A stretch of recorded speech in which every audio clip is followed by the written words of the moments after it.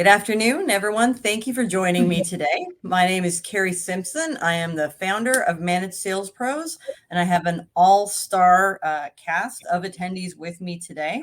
I'm going to let them introduce themselves one at a time, and we're going to start with Adam because he's waving. Thanks, Carrie. I appreciate you having me on. Adam Kerrigan with Intelligent Technical Solutions based in Las Vegas. I've been in the MSP space for roughly 15 years, bought a break fix company, evolved into an MSP, sold it, and I now head the mergers and acquisitions department for a 5-state MSP. Glad to be here. Thanks, Adam. Ravi, please tell us about yourself. No problem. Yeah, Ravi Ramhirak with MSP Corp. I'm the co-founder, managing director, and similar to Adam, head of M&A. And my background is I started my first break fix when I was 18, sold when I was 25, kept part of the company, turned into MSP, and then we grew MSP Corp to what it is today through that transition. Thank you. And Ian Richardson, we've met once or twice. Few times. Ian Richardson with Doberman Technologies, a mid-Michigan based MSP that focuses on healthcare and financial services. Glad to be here. Great. So a little bit of housekeeping for everybody. On the right-hand side, you'll see a Q&A box.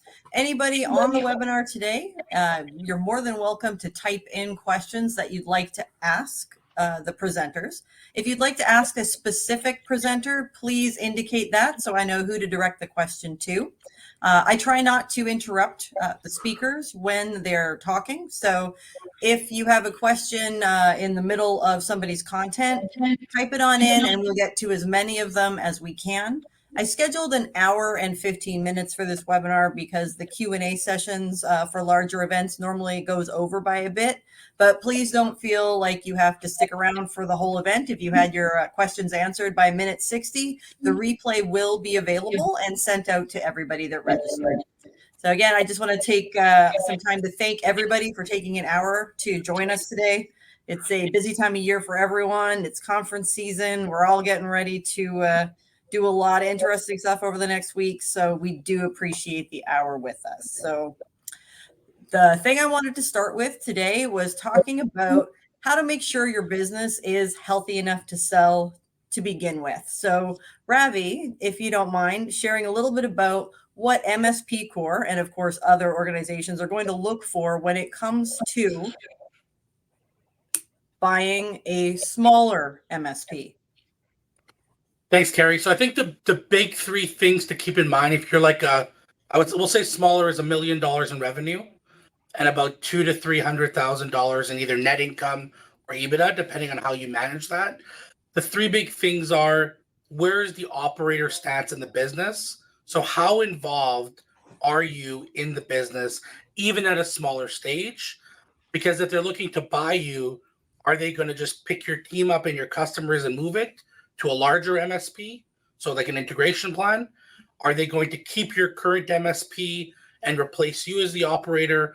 Or are they going to keep you on board and help you grow your MSP through organic sales or acquisition? So those are kind of the three paths I think most of us are going to look at in the small MSP. In America, because Canada is a bit different, I think, right now. In America, there's a large, pattern of just integration. So they pick up the company disappears, you become a, operator within the bigger portfolio co, or take on some sort of technical role. And again, in the same instance, how involved are you? So if you have $1 million in sales, $200,000 net income, and you're not paying yourself anything, that means that the person that's going to buy you says, well, I have to hire an operator. That's going to cost me $105,000 a year. So your actual income is $75,000 a year. So it's really important for you to start to pull yourself out of the business and think of it from the perspective of a buyer if you're looking to sell quicker. Okay, good. Thank you. And as a $1 million MSP, what is the most attractive option? So what should your EBITDA look like? What should your team look like? What would be the most attractive target for a company like MSP Core, or an Adam after Ravi chimes in for IT ASAP as well? Yeah, for sure. And so for MSP Corp, I think for us, if $1 million in revenue and about $200,000 in net income, so call it 20% net margin, that would be pretty healthy for us to look at. And we expect as you scale that business, the margin to compress, but you should have pretty healthy margins at the smaller scale. Like generally, I see 20 to 30% net margin. So $1 million in revenue, at least 200,000, upwards of 300,000 profit is pretty standard. I'd see at that level. Okay, Adam. Yeah. So thanks, Carrie. I to build on something that Ravi was saying. So in my role, we're looking for some specifics, but across the market, you're right. There's a lot of different ways that people can go. And so when I do my cold calling, thanks to Carrie for teaching me years ago about how to effectively cold call, it's put a lot of money in my pocket. But as I'm reaching out to people, a common response is, "Hey, Adam, I'm not ready to sell. I'm too young to retire, and even if I did sell, I feel like I wouldn't get enough out of the business to be able to afford to retire." And now in our situation, we're specifically looking for people who are interested in remaining owners, kind of like Ravi was saying, to roll in, serve a purpose. And my question inevitably comes to like, well, what do you want to do? And I remember when I got asked that question, I was like, wait, I get to pick? Because I'm so used to doing everything. And it was a chance for me to really kind of find my passion, which ended up being sales and kind of outreach, the type of work that I'm doing. But in that space of $1 million, in my experience, the people I've talked to, they're not going to walk away with enough to retire. So they're going to have to do something else. Unless they've already got a huge bank built up, they're going to either have to sell and go do something different, or they're going to have to stay behind and continue to function in the business. And what I see is a pattern of three things in my experience of when people are interested in having the conversation. The first one is when people are stuck at a certain revenue ceiling. It seems like as an MSP, breaking through like the 1, 2, and 5 million is a real challenge. If they're burned out, which is where I was, and I'll share a little bit later about my situation. And the third one is when people want to just bolt something on, like a sales and marketing department. So for those smaller MSPs that are in the $1 million range, I totally agree with Ravi. There are a number of options, and I really think it comes down to, as an owner, take a little bit of time to decide what is it that you want out of this transaction. Like, what is your goal? What do you want to do next? That's great. I think there's always this vision, or at least when I started my business, I had this vision of, well, I'm going to create this arbitrary number, let's call it $10 million business, and it's going to be great. I'm going to do this. And that number came from nowhere, right? I had no basis in fact. The first time I did any sort of strategic planning, I was like, yeah, no, we're going to grow 50% year over year, and we're going to exit at this. And we're like, it really, when you start a business, unless you are graduating with an MBA and, buying an MSP because you've already done the math on how you're going to exit and you plan for your exit from day one, most of us are kind of left scrambling around that $1 million mark. And we've worked with about 1,000 MSPs at this point. And I can tell you that there is one similar trait through all of the 1.2s, 1.4s, $900,000 MSPs. And it's that they're exhausted. And there is at least a couple of days every quarter where they're just like, I'm done. I don't want to do this anymore. I don't know what I was thinking. This is terrible. I haven't seen my kids in a month. I don't think I just don't want to do this anymore. And for me, that used to happen like once a week, and then it happened once a month, then it happened once a quarter. And now I can kind of acknowledge it's like, oh, we're having a pity party. Okay, well, let's get past that and move on to running our business again. We don't have to spend a week in this anymore. So, Ian, now you had an interesting opportunity to acquire one of your competitors previously. Can you tell us a little bit about what you wish you had done differently through that and what you were looking for and hope to achieve in the process? Yeah. So we did an acquisition 4 years ago, and it was a small acquisition, and I would call it a distressed asset purchase. And so you can either be a healthy company or a not healthy company. If you're a healthy company, you're making profit, the bills are paid on time, you're putting money in your bank account, you're attractive. If you're unhealthy, any number of things might be happening. But if you're showing a loss on your tax return, that's an unhealthy company. If your bank account's staying static or going down month over month, that's unhealthy. If you're having client churn or unable to attract new client, unable to attract new talent, all indicators, red flags of, hey, the company's not performing in one or multiple areas. I got introduced through a mutual tech adjacent sales rep to the owner of another MSP about an hour and a half away from our office, who was unhealthy. He was showing losses on tax returns year over year. He wasn't able to grow it. He had a very small book. It was him and one other guy, and he just wanted out. He was burned out. And so we did an acquisition that was no cash up front, safe place to land. This was before the absolute private equity insanity that's happening these days. And it was a, hey, you know what? Come with me, give me a warm handoff introduction. We'll onboard all your clients for free over to our service desk. We'll maintain the price point for 3 to 6 months, and we'll give them an opportunity to learn who we are and what we can do and see if they want to go forward with us. And if they do, we'll eventually raise their rates to where we need them to be and put our stack in. Looking back, if you're looking to do the acquiring piece, the famous thing is synergy, right? Everybody throws that word around, but you really want to look for areas where you have, hey Nancy, where you have common commonalities with your potential acquisition target. So if you're using the same software solutions, great. That's a commonality. If you're using the same RMM accounting system, if you're using the same security stack or things like that, those are all helpful. But the biggest thing that we learned is price point. If you're charging $200 a head for managed support and they're charging $75, it's never going to work.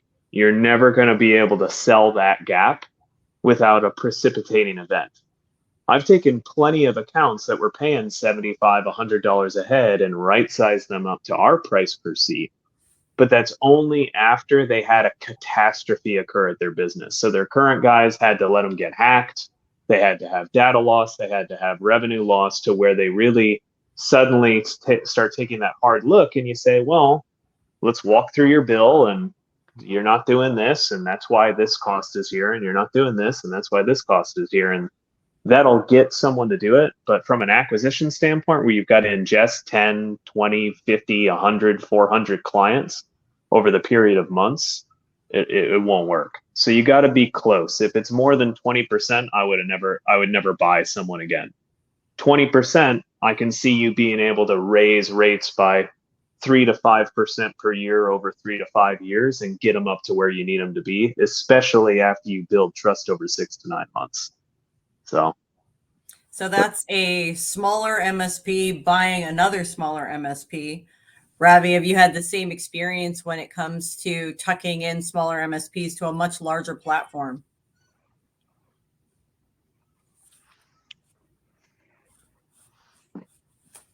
Ravi, you're muted. See, I was trying to give him the subtle, I don't need to be subtle. Very compelling. Very compelling. Ian touched on it perfectly in that, we initially were like, oh, we're going to get all these small MSPs and tuck them in. And even if the operators and the clients are all screwed up, we'll fix them. No, Ian nailed it. If you're just running a shitty business, I cannot fix that. There's no way for me to fix that. What we found is, so we just did a deal, actually. It cost me $200,000. I'll just say it just cost me $200,000 because we totally screwed the pooch on it. But we were trying to do a friend of mine's MSP that's just such a poorly run company. And then we tried to integrate it, and then their clients and our clients are just so far apart. Like Ian said, you can't take, I would call it I'll say this kind of bluntly because it sounds bad, but you can't take the dollar store and then try to make it like the Ferrari. It's not going to work. Like there's just no value add, because the problem is the MSP is probably not terrible. Like they probably don't give bad service. There's probably no backup and no cybersecurity, none of that going, no process management going on. But the client itself is like, hey, my help desk works just fine. I call, I get my password reset, my server works.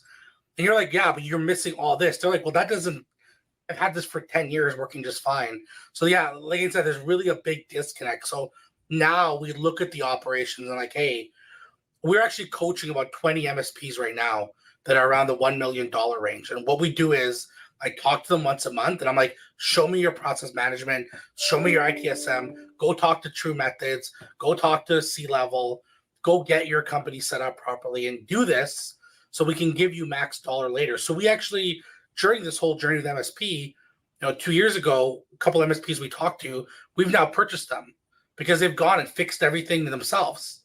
Because the only person that can fix that gap for that client is the MSP guy, like who's there already. Because he can sit down and say, hey, I made a mistake. I wasn't servicing you properly.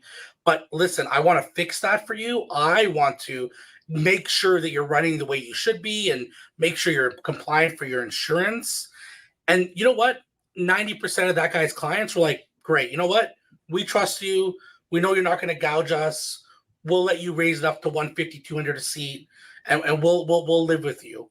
So I think, yeah, like Ian said, you can't really fix it. The only guy who can fix it is the current operator. So now we're doing more nurturing now. And 200 grand is a small mistake for us, but it could be a costly mistake for an MSP that's maybe 20 guys buying another MSP of 10 guys, and they lose 200 grand. That's a lot of money to lose at that level. So I think my lesson for everybody is don't bend on what you're trying to buy. Like, don't buy it and assume you're going to turn dog shit into like gold fleece. You're not going to do it. And so that's kind of my 2 cents. Nancy Sabino has just joined us. Sorry, she had another meeting that ran a little late. So for anyone who hasn't met Nancy, Nancy and her husband Angel started an MSP, 17 years ago ish? Well, technically, that was our first business, and it was a break fix company, residential company. The MSP, we closed that one down, and we started the MSP 6 years ago. All right. And there has been some exciting activity in the last 6 years. And since you are the most recent person to successfully transact on their business on the webinar today, I would be delighted if you would share with the people that are watching as much as you're comfortable sharing about how you grew your business and how you decided to choose. I know you had multiple offers, why you chose the one that you chose, how it was structured, and what made that attractive for you personally as a business owner. Oh, great questions. So when we started the MSP, just coming from the break fix model in residential, it was really an opportunity for us to take a look at what is it that we want out of life, and build our business based off of that. So it was truly in the mindset of, starting with the end and looking at what we needed to do in order to make that happen, what steps we needed to put in place in order to get to that point. We have exited much sooner than we anticipated. It was not, if you would have told me at the beginning of this year that we would have sold, I would not have believed it whatsoever. But it's, I think, something that small business owners forget is that they're humans, and things in life happen. And so, yeah, so things in life happen, and sometimes you got to go with the flow. And if there's an opportunity that comes out, hey, take it. But when we were building the business, one thing that we learned from the previous one was, even though we are a small business, we should not be thinking like a small business. We should be thinking as in scale. And so that's essentially what we focused on as we were growing. It was processes, it was automation, and it was marketing. And so for us, that's really what got us to the point where not only did our personal life get to a point where it was like, okay, we need to look at our options here, but we were in a position to have multiple offers on the table because of what we built. Ultimately speaking, the decision that we made was to go with a mentor of mine. And so it worked out because really it came down to what we wanted out of our business originally. So we wanted to help our team, build a team, be a part of something bigger, and help our community. And so those were the features that we were looking at when we looked at the acquisition. And the really the opportunity that presented itself was we were going to get 10 times X our EBITDA, which is unheard of really when it comes to our size of being under 1 million. But because of the fact that we built ourselves in a way that it was scalable, we were going to be able to transfer into their business much easier. And so that made us a lot more valuable. We were also staying on board. So I am now the VP of Synetek Solutions, VP of Sales and Marketing. And so that also helped, I think, when it came to the value. So there you guys have it, a 10-time multiple exit for a $1 million business. So for those of you who are headed out to IT Nation to bitch about multiples next week, yes, it can be done. Yes, it has been done. And perhaps you can hit up Nancy and ask how it can be done. So now, Adam, you exited from your business. Is it 3 years now? Yeah, it's actually last week was our 3rd anniversary. Wow. So And it is also Adam's birthday today, if I am not it mistaken. is. Happy Happy birthday, birthday. 41. Adam. Thank you very much. We're going to be 32. doing a song. Yeah, We're going to make Adam sing it, though. So, well, maybe we can do something at IT Nation, but So I think Adam's story is significantly different from Nancy's in that I don't know that you necessarily were ready to sell, but you were definitely ready to not do that. yes, yeah, that's a good way to put it. So I had, as I mentioned earlier, I had bought a break fix company, and over roughly 10 years grew it into an MSP. And when I took over, it was just me. Grew it up, grew my staff, and yeah. So in 2018, I was burned out. Just really kind of at a stressful point in life, and emotionally, and a lot of things just kind of came together. Brought on a new client that had a catastrophe right up front, and just a lot of things came together. And in my situation, I had been collaborating with some clients with a local, much larger competitor, and just happened to be doing lunch with the owner, Tom. And he was telling me about his acquisition in LA and one in Phoenix. And I asked him, well, do you ever think about buying anybody in Las Vegas? And he's like, well, are you selling? And I was like, oh, I don't know. What would that look like? So we started having a conversation. And so for me, yes, I kind of like Carrie, you were saying, hey, it's like I had this imaginary number and I had this grandiose plan of growing this business, but then reality set in, and I, what you were talking about earlier, those crises, I called them my quarterly entrepreneurial crisis, where I was like, why am I doing this? I will pay somebody to take this from me. But so in working with Tom, I made the decision to say, okay, this is going to be the right thing for me and for my team and for my family. Now, in my situation on the financing side, there's typically 3 ways that I've seen it done: is a merger, some sort of an acquisition, or an asset purchase. Now, I went the asset purchase, so I sold the equity in my company. I came on as an employee and went over to the sales side to function in that, and did really well. Was the most productive salesperson for 3 years, again thanks to some of the cold calling techniques I learned, plugging you, Carrie. But then earlier this year moved into an M&A role, and so it's, again, it kind of goes back for me because of where we were at and what the the buyer was looking for, we arrived at what worked for us. And I think, kind of the message that I'd like to send for everybody out there is M&A is hot right now. I think we all agree about that. It is very hot. And so for me, I had a lot of trust with Tom and his team. We'd already worked together for 2 years. And so we understood the culture and our core values were in alignment. And so for me, that was important.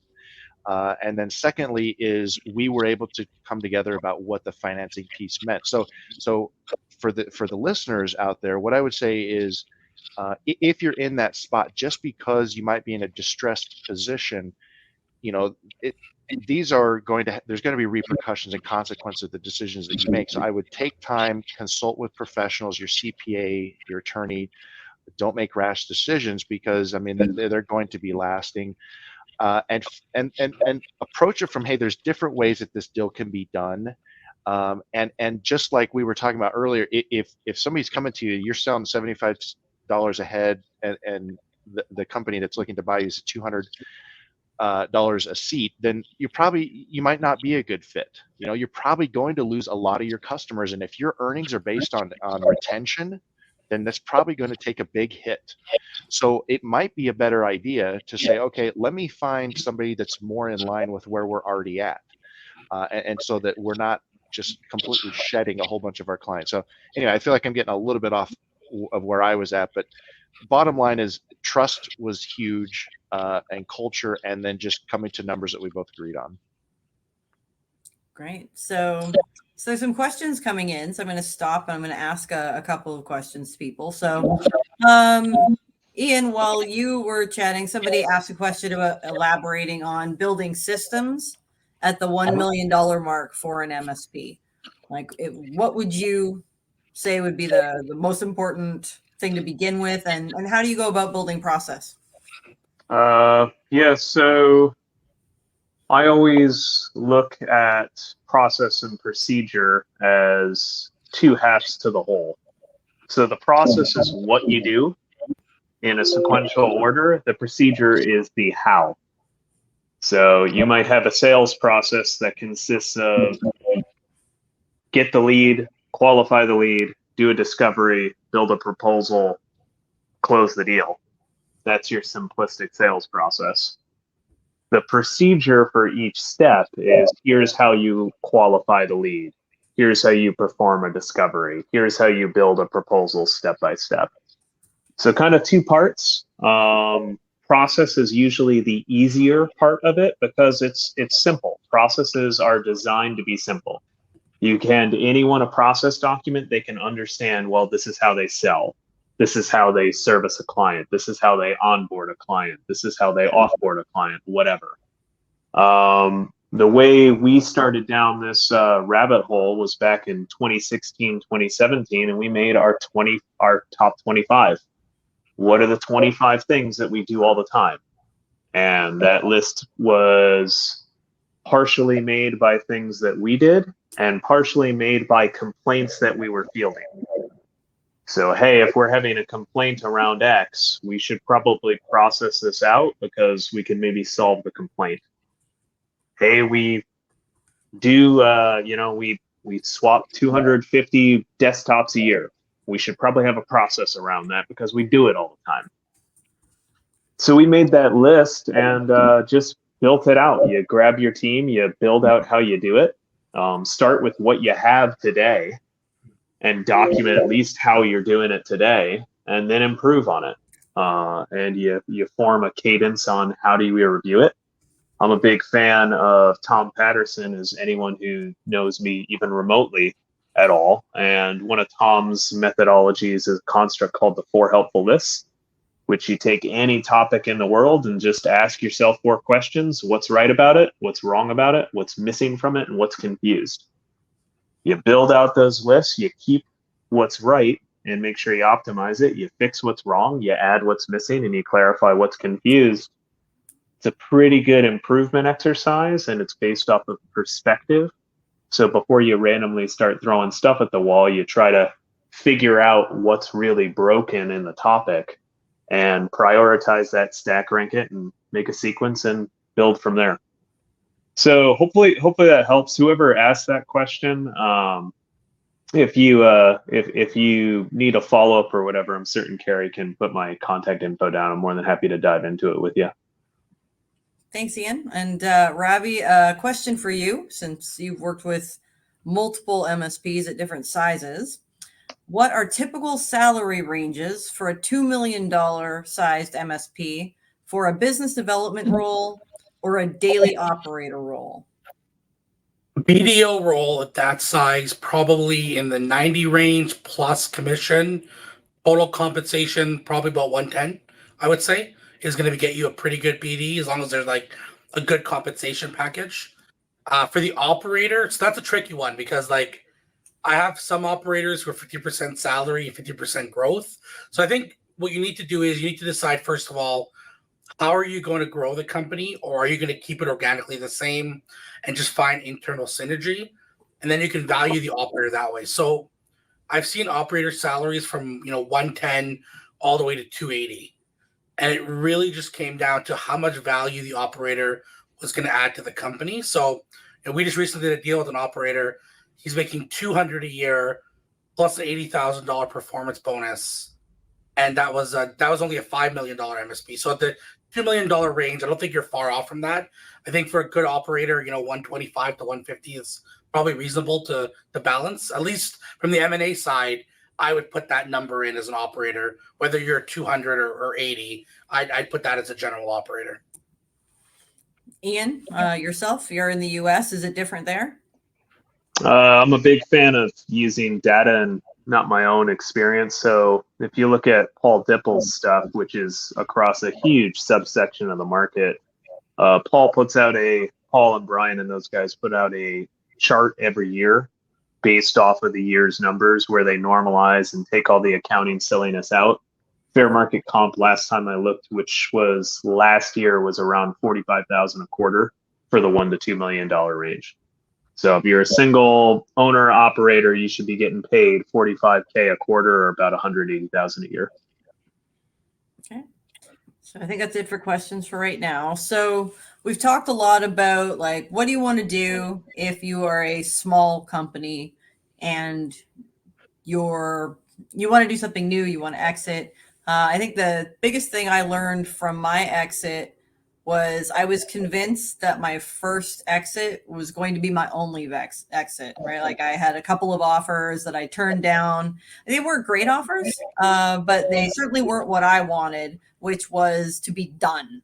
Right? Like I wanted a check and I wanted to get the hell out of there. And I didn't want to have to work for the owners for even one day. And I was willing to take a significantly lower deal to not have to do that knowledge transfer. And I spent a year putting my company president out in front of the business so that I could stop from being the Carrie show constantly. So let's talk a little bit about the impact that an owner operator that is kind of like the front and center of the business and the person that everyone goes to and the person that everyone likes, and what happens when that person doesn't want to stay. How do you adjust for that when you're acquiring a business? Ravi, do you want to address that one? Yeah, that's huge risk for sure. So, I mean, we're not an integrator, so Adam might have a different opinion on this one because I think they're more of an integrator play. We look at replacement value from day one. So actually, as we're talking to the operator, while we're buying their company, we are now starting to put them through what I call an MSP daily task list, which is as we're evaluating the company, they fill in this kind of like detailed sheet. And what I do is I see exactly what they're doing every day, every week, every month, every year. And then based on that, I'll put a replacement value inside internally on how many people potentially. This, like, some operators might take 3 people to replace them.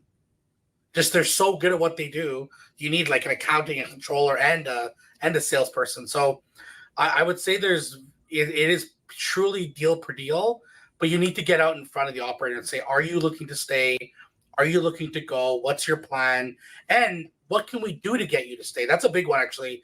We're starting to do now is, okay, so we've realized that if we take the HR and financial operational burden off of them, the operators will stay forever.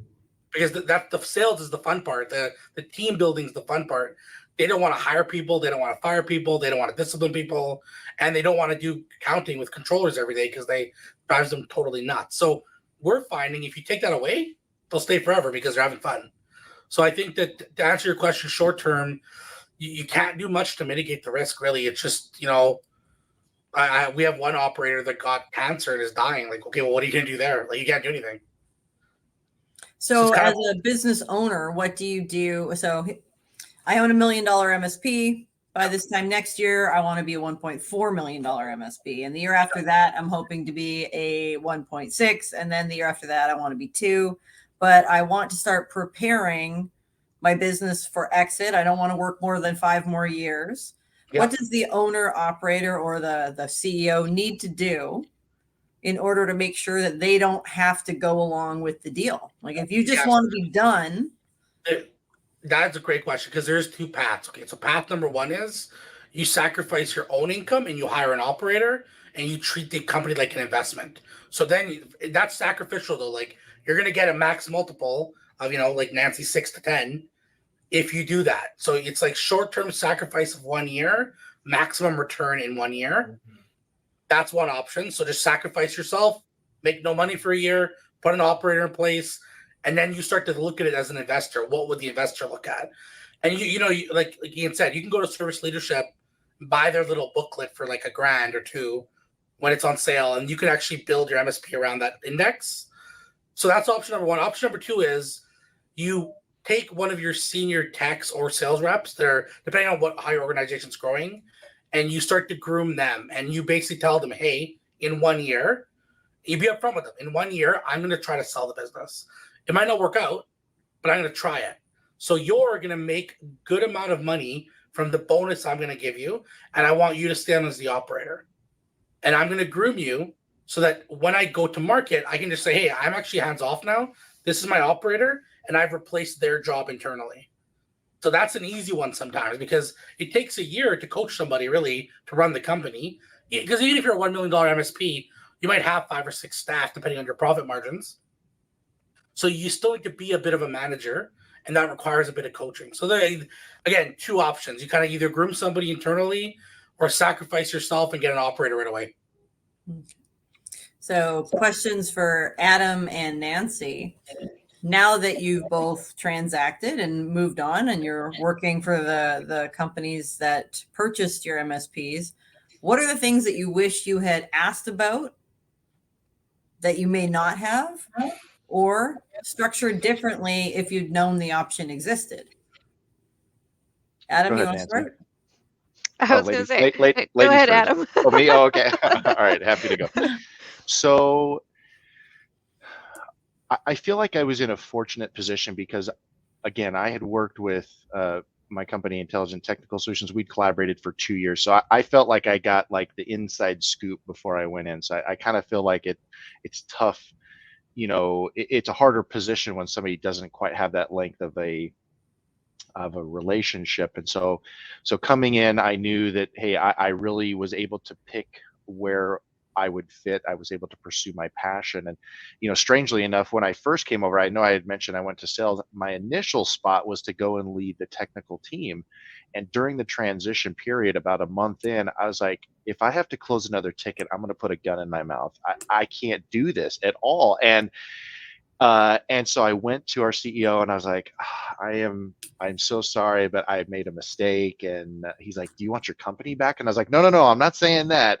I don't want to do the technical role. I'd like to do sales. And he's like, great. So let's put you in the right seat, on the bus. So I went over there. Now that's from the position role. From the financial role, looking back, it's interesting because I'm in the position I'm at. I see further out. I see the horizon. I see, especially with the market, is of course hindsight's always 20/20. I would have gone with an equity purchase or not a purchase, but an equity play where I would have had equity in, because I had gone the asset purchase route. It's like it's a one and done deal for the most part, right? I'm not going to be able to leverage EBITDA multipliers as we scale up. And so that's if I could do it over again, that's where I would do it. Everything else, that I will say, it's been now over 3 years, and not a single day has gone by where I've regretted selling, because I chose the right company to do it with, and meaning the right people. and I've just worked to be very honest with myself about, hey, if I'm happy, great. If I'm not, then I'm going to pursue another option. But here I am, still 3 years later. That's good. Nancy? Yeah, I'm glad that you went first, Adam. I would have to say I was probably in a very similar situation with the company that I sold to being owned by a mentor of mine. I had a great insight into the company and where I was going to fit exactly. And so not only that, but I think because of the relationship, the the deal was made before all of the paperwork was put in place, right? So not only was I doing my due diligence on my side to make sure that I ended up with what I was looking for, but because of the relationship, my mentor was doing the same thing on his end. And so I feel like on a financial aspect or anything like that, there's really, I got exactly what I was looking for. I got exactly what I was looking for my team because I wanted them to stay in place. Those were the not smaller because they're huge really and important, but those are the aspects that were important to me, and that was what was done. um, in terms of even the equity aspect for me, I was ready to just take a break from even an equity standpoint. Like that responsibility was not something I was looking for this time around. And so I did play with the idea of do I ask for equity? Do I want equity? And then I came up to the decision that I really at this point in time in my life I don't want that responsibility. So I'm going to walk away from that option. Um, what that does mean though is that if for some reason, my life changes in a couple of years, then I can walk away scot-free and do something else. So, to Carrie's point about this doesn't have to be your last exit, as much as I wanted to take a break from ownership, I am an entrepreneur at my core, and so there's already other ideas that I'm thinking of and things like that. And I have the opportunity to include that within the acquisition of the company. So it's not just about ideas for myself or anything like that um, within this acquisition. That was actually a part of the deal as well. So there are opportunities for new businesses to be formed and for equity to be included in that and things like that. So, I mean, really get creative when it comes to structuring the deals that you want. And it can't just be what you want right now. You have to think about what options am I looking for even in 5 years.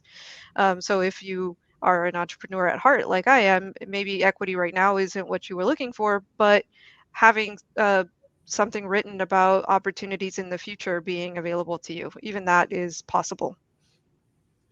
Well, and if I was going to jump in with one other thought that I had on that is, to kind of rewind, if I was in that position and I was looking to, work with somebody that I didn't have a relationship, I know, especially with COVID, right? We're all remote and we're kind of getting used to that work from home. To me, it would be vital to spend face-to-face time with the people that I'm going to be doing business with, that I'm going to be doing that transaction with. So whether, as the talks would evolve, if I need to fly out there and spend time with them and their team, like that's going to be so critical for me if I'm staying behind, right? Because these are the people that I'm going to be working with. And for me, speaking personally, like, just developing my gut feeling is something that came out of owning my own business. And if my gut's telling me that there's something up here that I can't put my finger on it, it's probably not the right call for me. But I think getting together, making sure that, like, look, in a way, I'm getting into bed with these guys. I want to make sure that things are good. And for me, whether I'm introverted or extroverted, it doesn't matter. I need to get out of my comfort shell. I need to go and spend time there. I need to talk to their people. I want to pull back the curtain and I want to see what's going on behind the scenes, because I'm going to be in this family for better or for worse. And it's a lot harder to undo these sort of things than some people realize. So there's, I mean, everybody's getting phone calls all day, every day right now. The M&A market is obviously very, very hot, very aggressive. Lots of private equity companies competing, lots of other MSPs looking for MSPs in that $1 million range. If you are interested in selling your MSP, Ravi, how would somebody approach someone that, so Nancy, you mentioned you sold your business to someone that you admired, respected, wanted to work with. Adam, same for you. You sold your business to somebody you already enjoyed working with. If you don't have anybody like that in your network and you want to start querying other businesses and you want to do so in a way that gets your request acknowledged, Ravi, what would impress you or what would be interesting to you? How would somebody interact with you if they wanted MSP Core, for example, to consider purchasing their IT business? So I think there's three things to keep in mind. So number one is, do you want to join a group? MSP Corp is a group of companies. So do you want to join a group of companies? Do you want to join a bigger company? Maybe you admire somebody in your city or region, or do you want to get top dollar? I think there's three different angles there. Because like top dollar is always going to be PE. Like there's nobody that's going to pay as much as PE, but there's nobody who's going to destroy your business as much as PE. So right? You're going to get that value, but they're going to chop every dollar out of you. Number two, which is probably Adam and Nancy's model, is a lot of times you got to just reach out to people and be really open. LinkedIn is the best. Just ping a guy on LinkedIn, say, hey, I love your business. I love what you guys do. I really want to be a part of that. How can I join your group? These are my numbers. Don't give your client list. Don't give too much information. They are still a competitor until they're not, right? Because there's no better angle than somebody taking a screenshot and showing your clients, and then your clients thinking you're getting out of the business. So keep that in mind. Be a little careful. You can also go to brokers. A lot of people don't like brokers, but they're really not as shoddy as you think. Because like, if you go to a broker, one, they can barrier all buyers for you. Two, if you're scared about maybe your clients finding out about your name, they can white label a lot of that. And then they can approach people for you. So if you think that there's 10 people you want to approach, but you're worried that if you approach them, they might go after your clients because they know who you are, then a broker is a good way to get around that because they can get interest in, get NDA signed, and then you can protect your clients that way. For MSP Corp, I would say 90% of people just call us or we call them. Like Carrie, as you know, we're pretty like right to the point. We just call people and say, hey, you want to sell your business? Yes or no? Really conversation. Love it. Your business? Yes or no? Like, this is not a complicated situation. And I think so. We're more forward, but we do get a lot of inquiries. So go to people's websites. Lots of the M&A firms, lots of like Adam stock companies, they'll have a page on their website set up for people that want to sell and want to just kind of get a call back because they're a bit nervous about it. So yeah, those are my three thoughts on talking to somebody. Just listen, you want to sell your business, you want top dollar, the more effort you put in, the better money you're going to get.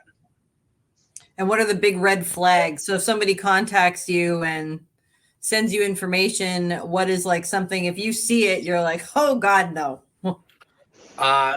Number one for me is their margin's too high. Like there's a comment about 40% margin, we're out. Like right away, we're out because it means it's not run properly. Like when you own a business, you maximize the margin to pad your bottom line. When you operate a business, there should be layers of operational cost involved where you should be more in the standard, again, 20 to 30 range if you're a small MSP. So for me, when I see high margins, I don't even want to waste time. I'm just like, I'm out because I already know I'm going to have to go and clean it all up to make that baseline. And yeah, I agree. And even if they are making 40% and they're somehow doing it right, it's like, how am I going to improve on that? I'm only going to fuck it up. So it's like that's all we can do. Yeah. Yeah. Like, I did not drop the first F-bomb on my webinar for the first time in history. Everybody give me a gold star, please. There was a interesting aside that I learned from a old gray hair guy that said just match the profanity in the room. So you let someone else drop it and then you rise to meet them. So good job, Adam. Kid gloves are off. I think she just with Adam Kerrigan. It's your birthday. You can swear. Oh, that's right. Hey, I will say one thing. Like, so actually, my MSP was messed up. So I had an MSP. This is actually a really funny story. So we're looking at a very large deal right now, like a 300-person MSP, okay? And in their deck, their SIM, their prevention, they actually have my MSP listed as a vertical market expert in healthcare, but a poorly run MSP. And it's actually, I'm like laughing because I'm like, that's me. So my MSP had check this out, 70% gross margin, but there's a catch. I had all those clients for 15 plus years. So they were super well operated from day one, so that the margins were high because there was nothing to do. They were just super well operated. So nobody would ever be able to buy the company and keep it that way because we have been doing it for so long. So to give you my own exact example, my MSP had very high margins. I had to actually fix that margin and bring it down to 30% by adding proper layers. Because what I did is I had outsourced everything over the years. So when you outsource, you're going to have high margins. However, generally speaking, that's not really sustainable to a new buyer because they have their own process and controls. So we have a couple more hopefully questions here if people don't mind answering them. So participant 569 says, I run a smaller MSP in the $1 million range, but with 40% margins. So I guess Ravi is not going to talk to you. Do you see the vast majority of acquirers being other MSPs, or how common is an acquirer, someone moving from a public company or the tech sector into their own business in the MSP sector? So I think if I understood that question correctly, are people who want to start businesses buying MSPs because they are attractive? Is that, and perhaps, I'm sorry, they don't post the names on a webinar this large, but I can tell you right now, no. Like that's not a. I talked to probably 30 brokers a week. There's, at least from what I've heard, there's never been an instance of some random dude or random girl just buying an MSP. There is funds though. There is like family funds that are starting to buy MSPs. This is a whole new buyer, by the way. There is a whole new buyer coming in that just wants to own a small MSP. Not 1 million. It had to be about 5 million of revenue and about 500K in EBITDA. There is a whole new layer of buyer coming in saying that, hey, you know what? We're going to apply an operator. We know a guy. We have an IT guy over here from our operations. We're going to put them in place, and we're going to run MSP. So at the $1 million range, I'm going to say no. Maybe Ian and Adam and Nancy can chime in because maybe America's different. But in Canada, definitely not. Well, and even to build on that, one of the things that I've seen is that when somebody does buy that IT company, one of the purposes is to service the IT needs of all their other portfolio. Yeah. And so that kind of is their platform company that they might grow, but they're also covering, like if they own, HVAC companies or a university or something else, they're going to cover the IT needs of all that whole portfolio. So somebody made a comment here that's really interesting, and that was that they had used a broker in the past, and that you can learn a lot from working with a broker on your first acquisition. So if you're buying a company or selling a company, working with a broker the first time, very effective, but you can likely learn enough that you could do it yourself the second time. How common are multiple, like Ravi, you've been around the block a time or two. How common are multiple exits? I've only had one guy out of maybe like 500 who built, sold, used a broker, and then built again in another region because he was smart. He did a 100-kilometer non-compete. So he just went to 100 kilometers out. Huge shit he was in. Went to another 100 kilometers out, rebuilt his client base, and then sold it again privately. And what was interesting, there was another story, I wasn't involved, but another story where a guy sold his MSP, the private equity firm totally botched it. He then had a weird non-compete clause where if a client had left on their own accord, I think, like he could pick them back up again. So he actually sold his MSP twice, once through a broker to an PE that went to crap, and then re-picked up most of the clients, sold privately, and then that one worked out supposedly. Brilliant. So the only two stories I have my war chest there. Double dip. And then somebody asked if they wanted to purchase a smaller MSP, how small is too small? Is there value in buying just for the instant growth of new clients? Again, you're going to have that gap, right? The acquisition we did was about a $250,000 top line company that was losing $40,000 a year. So you do that math, and he was in a bad space. If someone's near you on price point, then you've got a good fit. But you're going to have to, I mean, think about how much time it takes to do a proper onboard for your managed clients. Like, everybody's different a little bit, but with us, that's like a 2-month process. For even a little 10-seat company, there's still 2 months worth of work between getting them documented, getting them upgraded, getting security in place, getting backup in place, having that planning session and that planning meeting. There's a pretty significant amount of time that you're shoving into doing that onboard. And if you're onboarding 10 people all at once, can your company scale in that way? Can you take it? Can you ingest all those clients at once? You can be focused so much on this acquisition that you could have healthy clients that then go to a state of unhealth. You lose the acquisition because you weren't in alignment, and then you lose a couple of your clients because you were ignoring them. And that's a 1-2 punch. So just be careful about it unless there really is an opportunity to get them to be plug and play. And in that small range, like, folks under $500,000 usually don't know their numbers. They don't know profit margins. They think when you're writing a loss on taxes, I'm gaming the system because I'm getting a tax refund. Like, none of those things are good. None of those things are good. So. Well, and I would even build on that. I think there's more reasons for an acquisition than just financial or the clients. I mean, the talent pool, it's a struggle right now. Like, we're even talking to one-man shops that they're very specialized in a skill set of like, hey, we don't really give a shit that you're $250,000. We want the talent to come over. So it really depends on what does your business need and what does it need right now. Mm-hmm. There's plenty of those big PE groups who call, and it's only about talent acquisition in the sub $1 million space. Like, and I'm guessing, Nancy, and you can tell me if I'm wrong here, but because your mentor knew you, he probably knew you'd be a great fit for that position. So it's not just like you weren't the only winner of that deal. Am I wrong?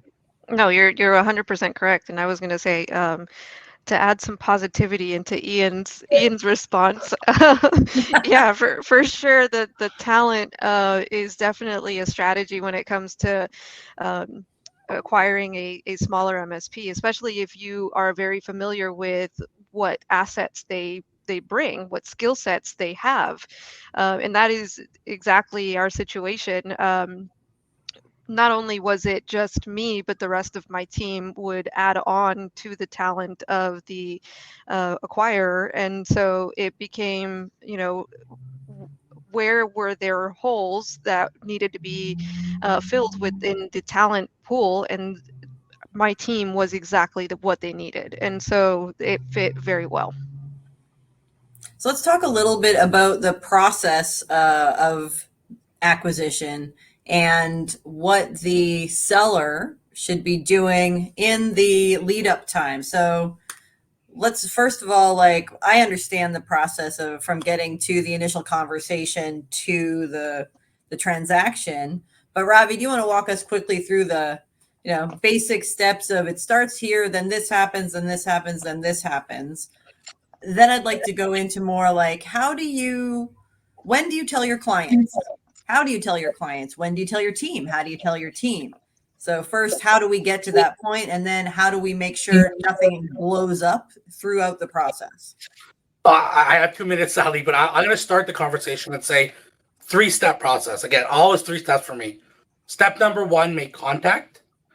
Step number 2 is going to be the NDA and the LOI, which are going to lay out, first of all, your clauses, your values, what numbers are going to be at, who's staying on board, is it an asset sale, is it a share sale?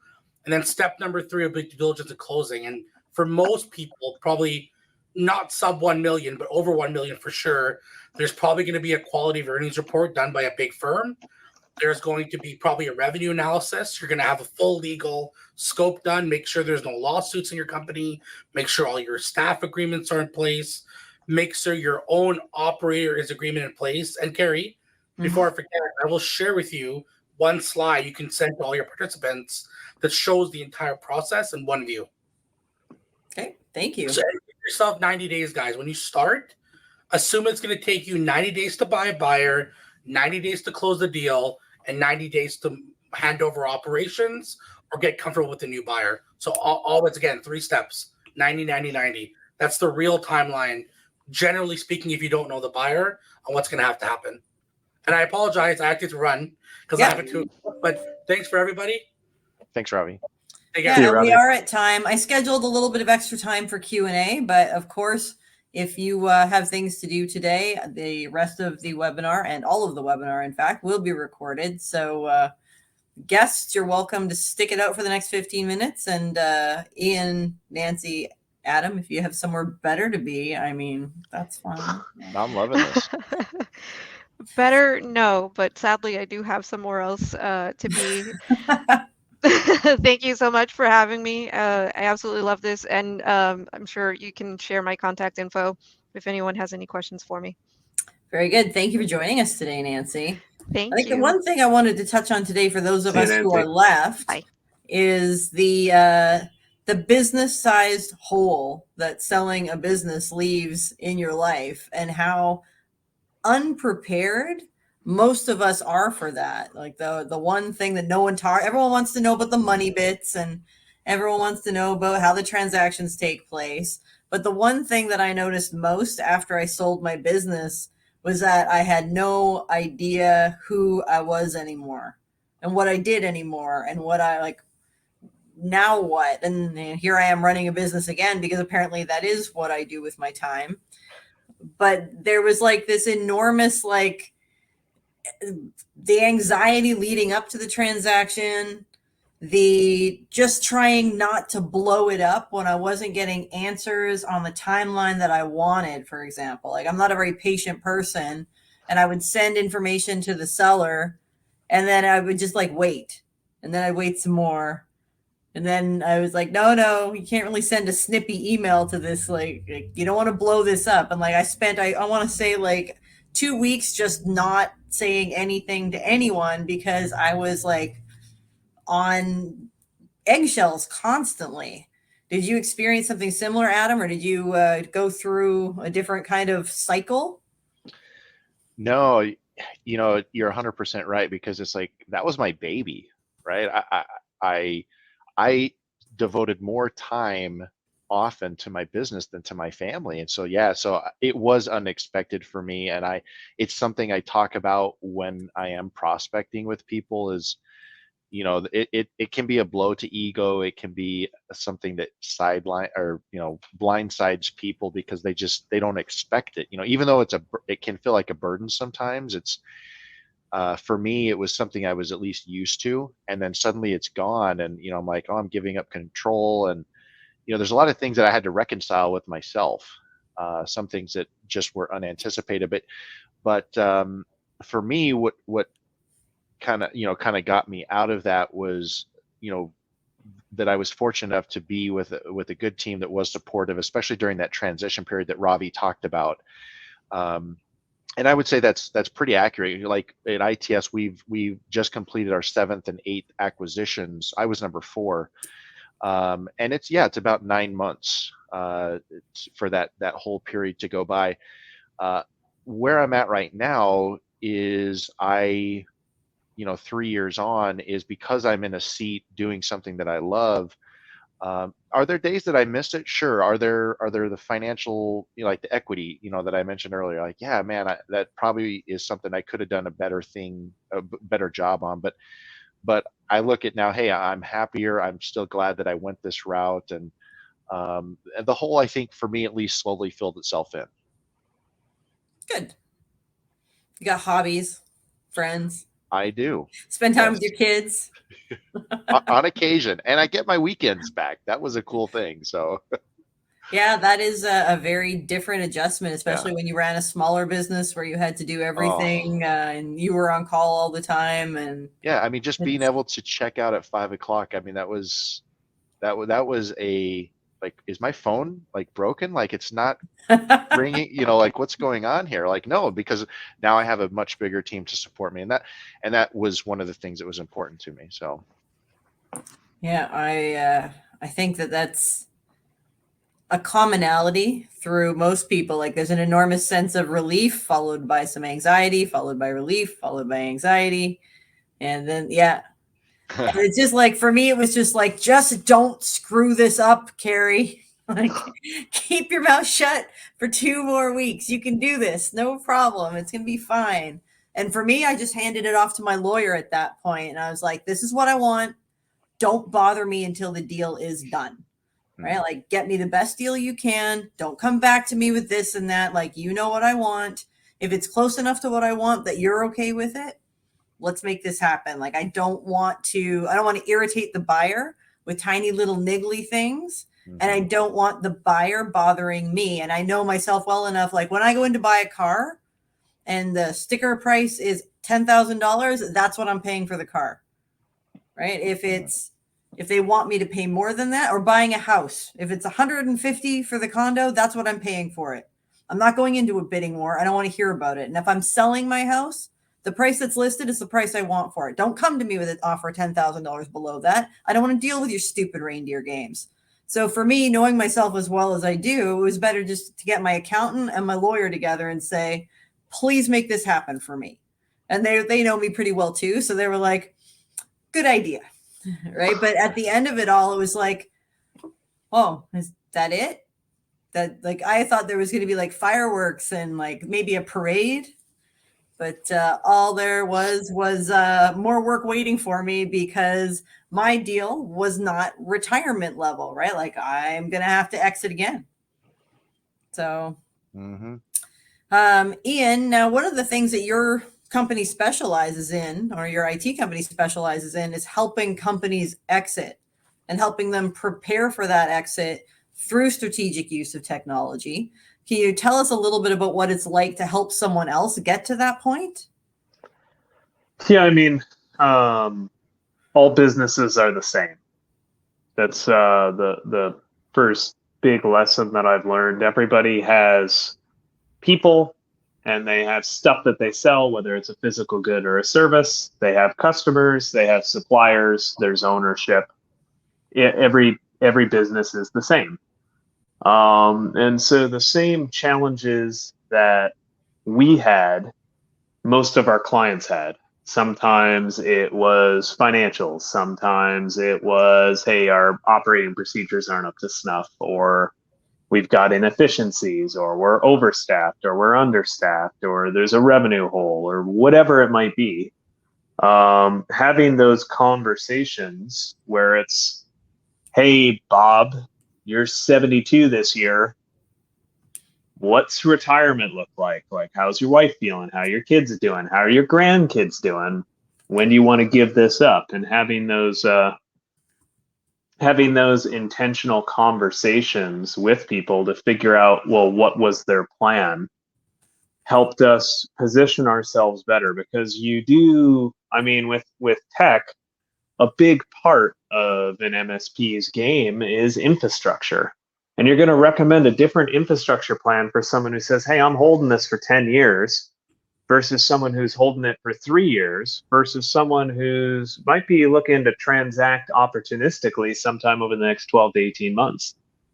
And likewise, when you get that call from your client that says, hey, we're becoming a PE platform, it's a whole different ballgame where you're coming in and saying, hey, like, okay, what's the growth path you want to take with this? How, they're a 150 user company right now. How quickly are you going to grow to 500? Do you want to grow to 1,000? Is it in one state, multiple states? Like, having those types of conversations from the tech end can make you an invaluable resource, and can really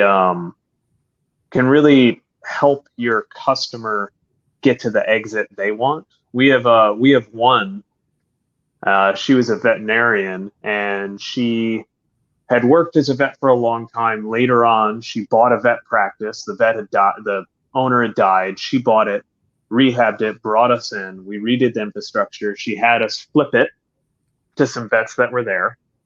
Those vets retained us. So we had the one business, went to another one, did the same thing, brought us along, had us rebuild it from ground up, flipped that one to private equity.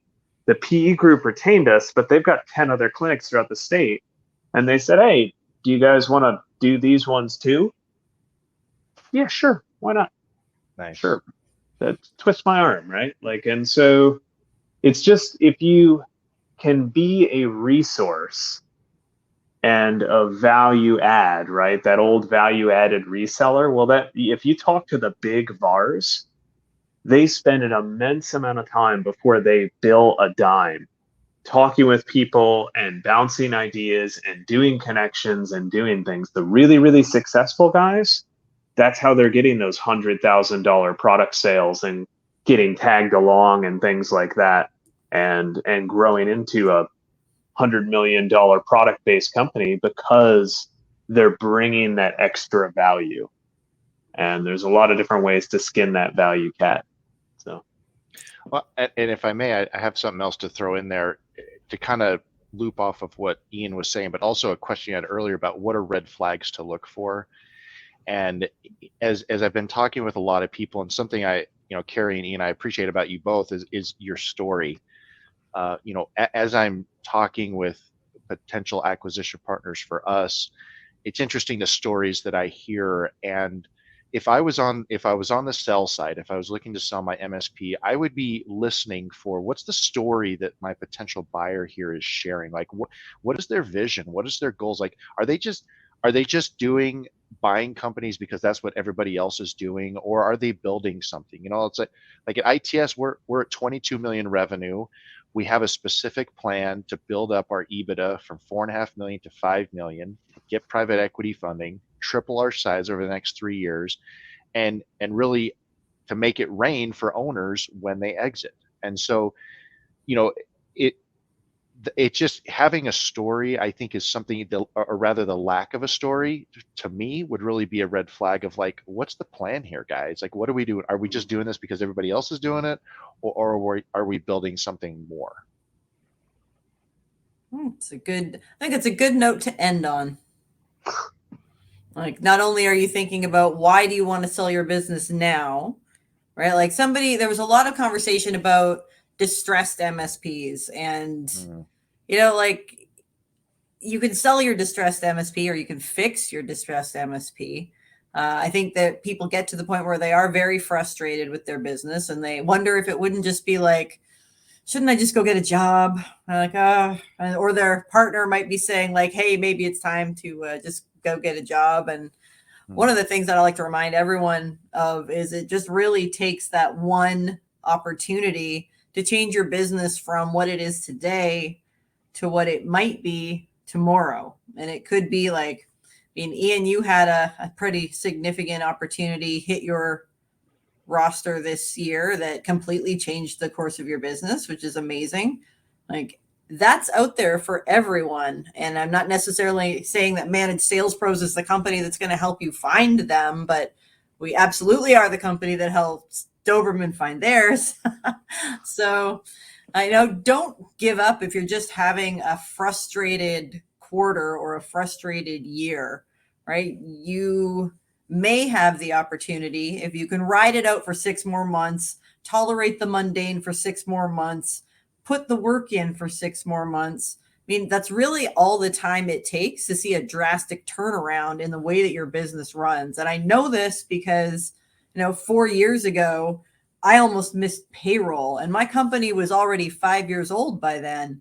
And it turned out to be an accounting error, but it was still close enough that it made me reevaluate what I was doing, how I was running my business. And I brought in a strategic planning facilitator to work with me on how I could change my business so that would never happen again. I never wanted to have we were a debt-free company, and we have been through our entire operations. And I didn't want to take on debt, and I didn't want to personally finance payroll if I didn't have to. But I really didn't want to risk being to the point where I had to sit down in front of my team and say, geez, I don't know how I'm going to pay you this month, right? It was a scary moment as an entrepreneur. And we brought in somebody to do strategic planning to show us, here's what you need to do. And they didn't tell us, they let us figure it out. And the first year it was throwing stuff at the wall and hoping. But by year 2, we had the process down where we were able to scale our business. We added 60% to our top line. We added 600% to our bottom line. We did that all through strategic planning, and it only took us 1 year. So in 1 year, I went from almost missed payroll to having almost an entire year's worth of operating capital in the bank. So you really may only need to change a couple of habits, change the way you operate, and change the ways and amount of time that you're investing into your sales and marketing process. And I mean, Ian, I'll let you close out the webinar and just share a little bit about strategic planning, right? Like if I could think of the one thing that I wish I had done when I was a small business, just starting out, enough revenue to support me and my family and a couple of employees. If I had done the work then, instead of having to rip and replace everything in year 6, I might be retired right now. So, seeing as we're at 4:15, I think I'll just modify a Sun Tzu quote, which is probably the most effective way to drive this home. There's strategy and operations in a business. Strategy without operations is the slowest route to victory. Operations without strategy is the noise before defeat. You have to have both. Patterson defines strategy or strategic thinking as planning for tomorrow today. Operations is managing today. There's that third hidden part, which is finance, because you got to have money to do both. The phrase that I always hated hearing was, well, work on the business instead of in the business. Work on the business instead of in the business. But once you get to the point where even if there are still fires happening, not every fire has to bubble up, and your team has the systems and processes in place to be able to manage 80%, 90% of what comes through, you can take that step back and give yourself that clarity break to be able to look at it and say, oh, well, this is a problem. I see a pattern or trend here. This is a problem. I see this. Here's something that we can improve. Here's something we can build on. That's the basis of strategy. Getting a plan around it so that you know what's important now and what you need to fix first, second, third. I don't know how I would run a business without it. The way that I had to do it before was working 12 hours a day, 7 days a week for 4 years. Strategic planning got me down to 4 hours a day, 3 days a week. So I'll take it. Different. Yeah. All right. Well, Adam, Ian, thank you so much for joining me today. If you want to reach any of the participants on the webinar today, you can scan the QR code listed here, and I will make sure that their information gets to you. So thank you again for joining us. Really appreciate everyone who took the time to spend the entire hour 15 with us. And that was quite a few of you. So appreciate you all. Hope you have a great IT Nation if you're heading out there. And if you are, come say hello. We're all going to be there. Have a great Carrie. afternoon. Thanks, Ian. See Bye, you, Adam. everyone.